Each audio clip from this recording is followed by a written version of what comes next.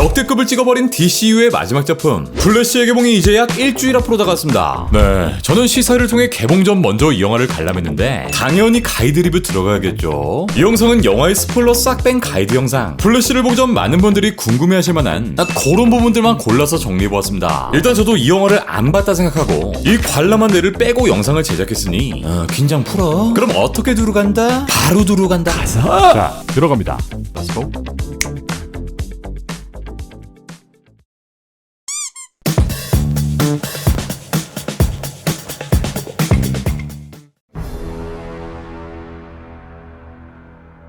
자, 먼저 지난 시사회 리뷰 댓글에 가장 많았던 질문, 플래시를 보려면 어떤 영화를 보고 가야 하나요인데, 일단 시사회엔 정말 많은 분들이 참석하셨고 여기엔 DC 영화를 거의 보지 않은 제 지인도 포함되어 있었는데, 네, 이분 정말 너무 재밌다고 난리 부르스를 주셨습니다. 즉 DC 영화에 대한 이해도 이전 작품들에 대한 시청이 필수적이지 않더라도 이 영화를 꽤 재밌게 볼 수 있다 정도로 정리할 수 있을 것 같습니다. 하지만 사실 또 그러기엔 이 영화를 100%, 200%, 아니 3000% 더 재밌게 볼 수 있는 방법이 있죠. 네, 영화 속에 등장하는 다양한 캐릭터, 서사, 배경에 대한 지식이 어느 정도 깔리게 되면 정말 너무 풍성하게 이 영화를 감상할 수 있었습니다. 예를 들어 이 형이 여기 왜 나오고 왜 이들이 그윽하게 서로를 바라보고 이 웨어울프 형은 여기서 왜 또 울먹거리는지 그 배경 지식이 깔려있다면 영화를 훨씬 더 재미있게 볼 수 있는 거죠. 먼저 보고 가면 좋을 첫 번째 영화는 배트맨. 무려 개봉한 지 35년이나 먹은 이 올드 배트맨 영화입니다. 잘 아시는 것처럼 이번 영화엔 평행세계의 배트맨, 기존 DC 이후의 배트맨이 아닌 아예 다른 세상의 배트맨이 등장하는데 이분이 바로 마이클 키튼의 1989년 배트맨인가.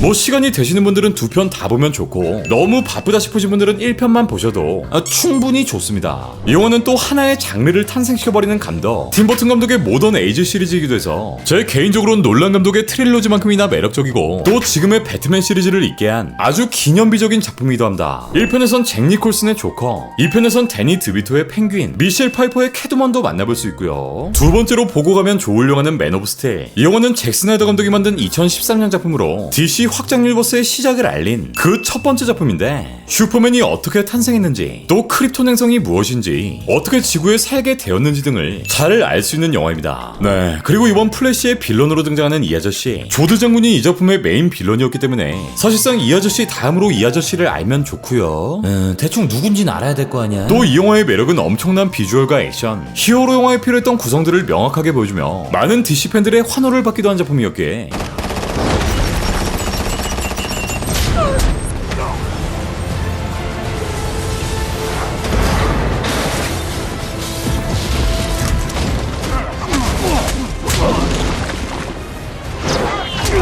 굳이 플래시 때문이 아니더라도 꼭 관람하시는 걸 추천드릴게요. 세 번째로 보고 가면 좋을 영화는 잭 스나이더의 저스티스 리그. 이 영화는 2021년 공개된 스나이더 컷 저스티스 리그의 감독판으로 이전까지 보여줬던 DC EU 캐릭터를 한데 모은, 그러니까 DC판 어벤져스라 볼 수 있는데, 사실 원감독이었던 잭 스나이더가 하차해버리면서 조스 웨던이 그 바통을 이어받게 되었고 정말 크고 작은 우여곡절 끝에 2017년 개봉했으나 이제 말하기도 입 아파. 결국 다시 우여곡절의 4년 HBO Max를 통해 감독판으로 재공개됐는데 이 4년을 목 빠지게 기다린 만큼 그 분량도 무려 4시간.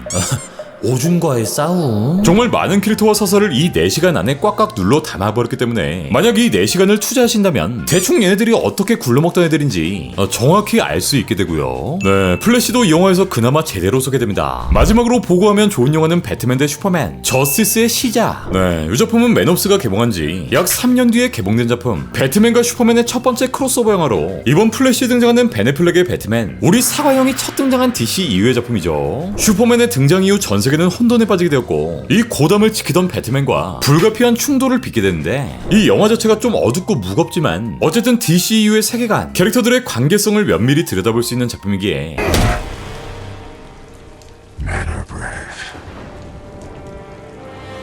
이건 그냥 시간 많이 나시면 감독판으로 보시는 걸 추천드리고요. 자, 최종적으로 정리해보면 정말 최소한의 시간만 내고 싶다 하시는 분들은 배트맨, 맨 오브 스틸, 스나이더 컷까지 관람하시는 걸 추천드리고, 저 4시간짜리 영화는 도저히 못 보겠다 싶으신 분들은 배트맨, 이 맨 오브 스틸까지 2편만 난 정말 이 영화를 최대치로 아주 그냥 개꿀잼으로 감상하고 싶다 하시는 분들은 제가 언급한 모든 작품들 배트맨 1, 2, 맨 오브 스틸, 스나이더 컷, 배드슈 감독판까지 총 13시간 40분을 투자해 모두 감상하시는 걸 추천드립니다. 그러니까 미리미리 챙겨봤어야지.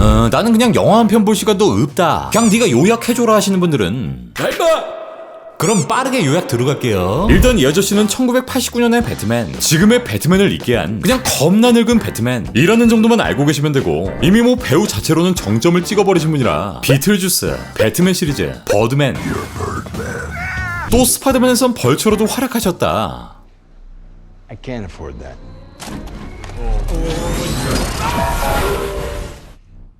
I thought this was the anti-gravity gun. 정도만 알고 가셔도 되고요. 참고로 비틀주스 2도 36년 만에 나오네. 다음으로 이 아저씨는 슈퍼맨의 숙적, 슈퍼맨과 같은 크리톤인으로 슈퍼맨과 거의 대등한 수준의 능력을 가지고 있고, 맨옵스에선 크리톤을 되살리기 위해 이 지구를 먹어버리려 하는데 결국 이렇게 끔살당해버리고요. 캐릭터 자체가 상당한 신념이나 명분을 가지고 있기 때문에 DCU 빌런 중엔 가장 설득력이 높은 평가를 받은 빌런이기도 하고, 이걸 마이클 셰넌이 너무 잘 소화해버렸기 때문에 정말 큰 인기를 받은 캐릭터이기도 합니다. 네, 이번 영화로 DC 이후의 시작과 끝을 함께 해주셨고요. 사과용은 DC 이후 세계관의 배트맨, 플래시의 멘토로 등장하는데 뭐 마블의 아이언맨과 스파이더맨의 관계라 보시면 좋을 것 같습니다. 그의 아이리스 웨스트는 이 스나이더 컷에 짧게 나왔던 캐릭터.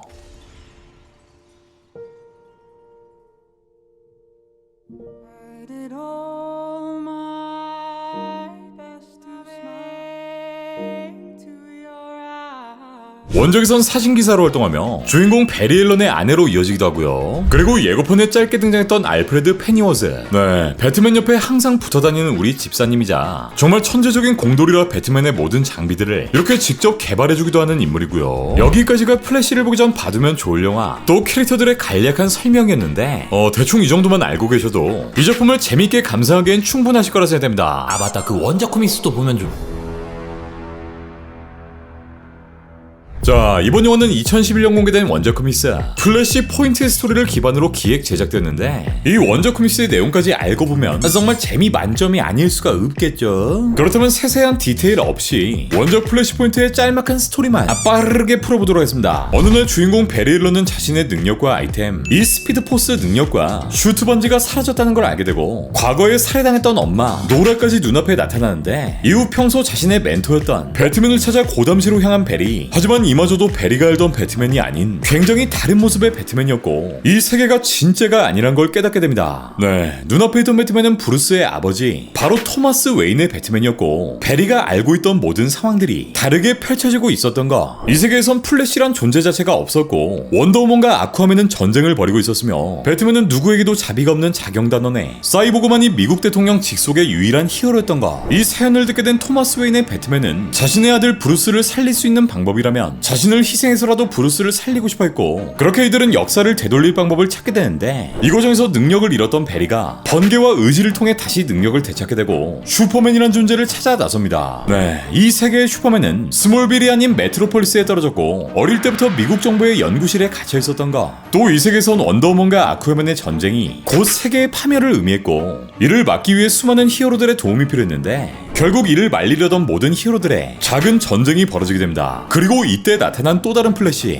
원작의 리버스 플래시가 등장하는데, 이 리버스 플래시는 베리에게 네가 무슨 짓을 저질렀는지 직접 봐 라고 얘기하며 잃어버렸던 베리의 기억을 되살려줍니다. 네, 사실 이 세계를 만든 건 바로 베리 앨런 본인이었고, 자신의 엄마를 살리기 위해 시간 조작을 감행, 이로 인해 모든 시간계가 박살나버린 것. 이후 플래시가 죽기 직전의 상황에 놓이는데, 이때 토마스 웨인이 먼저 리버스 플래시에 배때기에 칼침을 놓아버립니다.